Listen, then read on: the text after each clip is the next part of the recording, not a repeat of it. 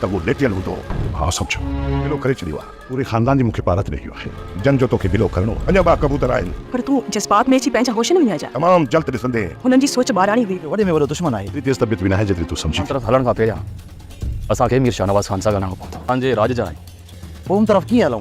असां मीर शाहनवाज़ तो त चयो उहो असांजो सॼण आहे या दुश्मन, ख़बर पवे। अस्सलाम वालेकुम हाज़रीन ऐं नाज़रीन, उम्मीद कयां थो तव्हां सभु ठीक ठाक ऐं ख़ैरियत सां हूंदव। अॼु जी अपडेट में तव्हां सभिनी खे ख़ुशि आमदीद। दुलाब जी अपडेट तव्हां सां शेयर कंदा हलूं अचण वारे एपिसोड जे बारे में।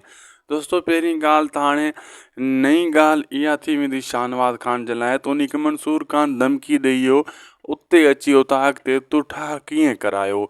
ऐं ॿी तरफ़ हाणे वरी जॾहिं राज़न वारा पंहिंजो बदिलो वठण जे लाइ शाहनवाज़ ख़ान सां मिलंदा, उन खे चवंदा जेका इहा 2 कबूतर बचियल आहिनि इन्हनि खे फिनिश कर। छाजे करे हुनखे ख़बर न हुई त कहिड़ा गिरफ़्तार थिया कहिड़ा न।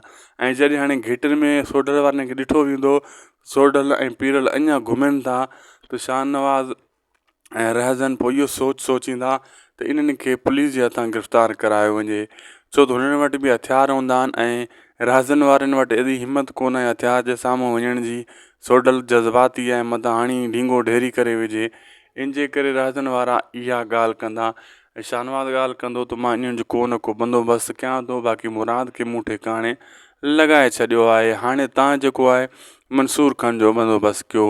ऐं राज़न इहा ॻाल्हि कंदो मंसूर ख़ान खे मां जेको आहे पाणे मारींदुसि। ऐं उहा ॻाल्हि पंहिंजी ककर जी भेण वारी ॻाल्हि शाहनवाज़ ख़ान साम्हूं न कंदो, छाजे करे बदनामी थींदी। ऐं राज़न इहा हाणे ट्रिक सोची आहे त मंसूर ख़ान ऐं जेको आहे वरी जॾहिं हू मिलणु अचे ककर जी भेण सां उन टाइम उन खे मारींदासीं, जीअं बदनामी जो दाग़ बि लॻी वञे त हेॾो वॾो माण्हू हेतिरा हज़ार ऐं शहदाई इनक़िलाबी माण्हू अहिड़ा कमु करे थो ऐं माण्हू थुकूं हणंदा इन शइ में हू मरी वेंदो।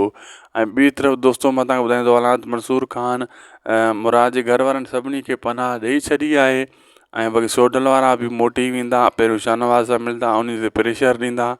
ऐं शाहनवाज़ 2 नंबर आहे, मुनाफ़िक़ माण्हू आहे जंहिंजो नालो आहे दुलाब। अहिड़े हिसाब सां हू हिननि सां सचाई सही न कंदो, मिड़ई दिलासा ॾींदो ऐं हिन खे फसाइण जी कोशिशि कंदो। लाइक सब्सक्राइब शेयर ज़रूरु कंदा। अल्लाह हाफ़िज़।